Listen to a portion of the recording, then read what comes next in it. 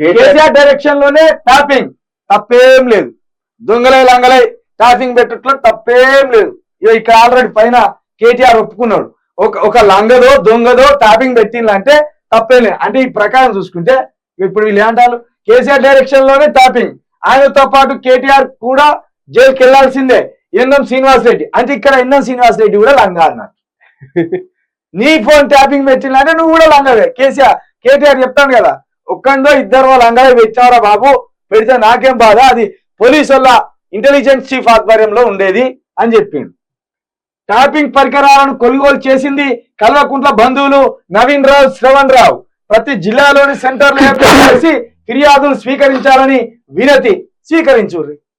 అప్పుడు తెలిస్తే ఎంతమంది లంగలు ఉన్నారో బయటకు వస్తారు, ఖచ్చితంగా వస్తుంది బయటకి. అప్పుడు మీ చరిత్ర ఏందో మీరేం చేయాలని సూచనలో మీ ఫోన్లో ఎందుకు ట్యాపింగ్ పెట్టిలో బయట పడుతుంది, ఖచ్చితంగా పడుతుంది.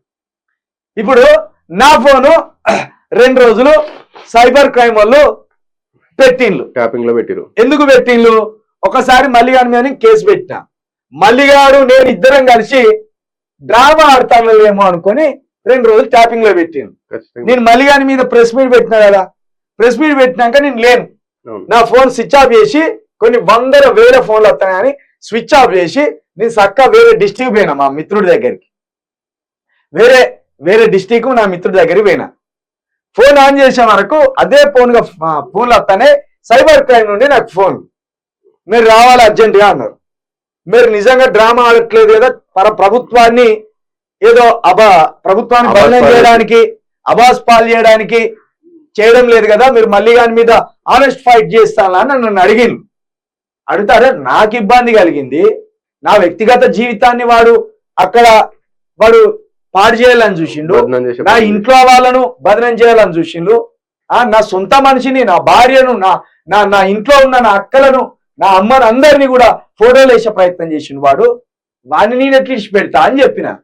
వాడిని ఇడిచిపెట్టే సమస్య లేదు, నాకేం సంబంధం ప్రభుత్వాన్ని బదనం చేస్తే అని చెప్పిన.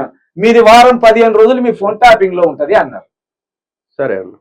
సరే అన్నాం. అంటే వాళ్ళకి డౌట్ వచ్చింది, మల్లిగాతో కలిసి ఏదో డ్రామా చేస్తానని డౌట్ వచ్చింది కాబట్టి ఫోన్ ట్యాపింగ్. గతంలో మల్లిగాడు ఇట్లాంటి చాలా చేసి ఉన్నాడు కాబట్టి గతంలో. అరే అంతేందుకు రా భయ్, మా 30 మంది నెంబర్లని మల్లిగాడు ట్యాపింగ్ లో పెట్టించిండు. ఢిల్లీ నుండి వానికి సంబంధించిన ఒక సాఫ్ట్వేర్ నిపుణుని తీసుకొచ్చి మాకు తెలియకుండా ట్యాపింగ్ లో పెట్టించిండు, మీ మీద వాడి మీద చేస్తానమని. ఇది ఎక్కడ దుర్మార్గం రా అని తెలుసుకున్నాక మాకు కోపం వచ్చి మేము 30 మందిని మాట్లాడుకొని తర్వాత ఇక వీనితోటి మనం ఉండొద్దురా, అసలు వీనికి అధికారం లేదు, ఏం లేదు. ఇప్పుడే వీనికి ఇంత డౌట్ వస్తుంది అంటే వీడు నమ్మకస్తుడు కాదు, మనం బయటికి వెళ్ళిపోవాల్సిందే అని తర్వాతగా నేను ప్రెస్ మీట్ పెట్టిన.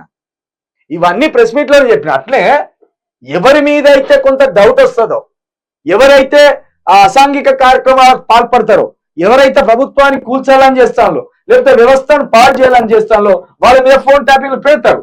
ఆ సందర్భంలో నా మీద కూడా సైబర్ క్రైమ్ లో ఒక వారం 10 రోజులు పెట్టిండ్రు. మల్లిగాడు వీడు కలిసి డ్రామాలు చేస్తాను, తప్పేం లేదు, పెద్ద బోగసం కూడా ఏం కాదు. అనుకున్నప్పుడు ఖచ్చితంగా పెడతాది. ప్రభుత్వానికి థ్రెట్ ఉన్నప్పుడు ఖచ్చితంగా ప్రభుత్వానికి ఆ హక్కు కూడా ఉంది, రాజ్యాంగం కూడా ఆ హక్కు కల్పించింది. ఎక్కడ వాళ్ళకున్న అధికారం దృష్ట్యా, వాళ్ళకున్న హక్కుల దృష్ట్యా దొంగలై లంగలై ట్యాపింగ్లు పెట్టడంలో తప్పేం లేదు. అంటే ఇప్పుడు దీన్ని బట్టి రాష్ట్రంలో చాలా మంది లంగలు ఉండే, కాంగ్రెస్ లోను బీజేపీలో. ఇప్పుడు మీరు పెట్టరా, మీరు సొక్కం పోసారా? ఇప్పుడు ఒకవేళ కేటీఆర్ ఏదన్నా ప్రభుత్వానికి వ్యతిరేకంగా చేద్దాం అనుకొని ఆలోచన చేస్తే మీరు పెట్టరా, ఇడిచిపెడతారా?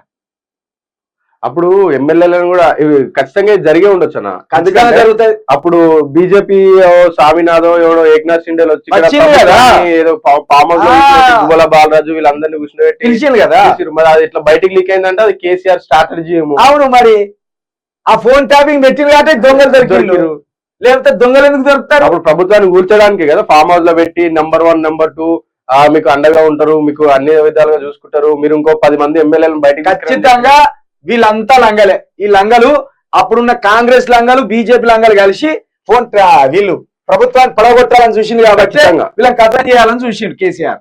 తప్పేం లేదు, మంచి పని, మంచి చర్చ పెట్టినండి కేటీఆర్ గారి. ఇవాళ చాలా అద్భుతమైన చర్చ పెట్టిండు.